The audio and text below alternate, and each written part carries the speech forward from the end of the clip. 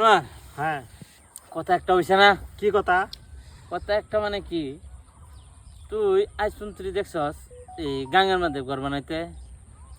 গাঙ্গের মতন কিবা ঘর বানাইবো? গাঙ্গের মতন তাই সারা কানে পানি পানি ভরপুর, তাই ইনো কিবা ঘর বানাইবো? বানা তো। গাঙ্গের মধ্যে যে ঘর বানাইবো এই পানির মধ্যে, তুই কি জানোস? আমি জানি না, না জানি না কইছি। কিবা জানোস তুই? আরে আমি জানি তো, না জানি না কইছি। আরে তাও এক পেঁচাল পারস, তুই কি জানোস কিবা? আরে আমি জানি তো জানোস যদি তো দেখা।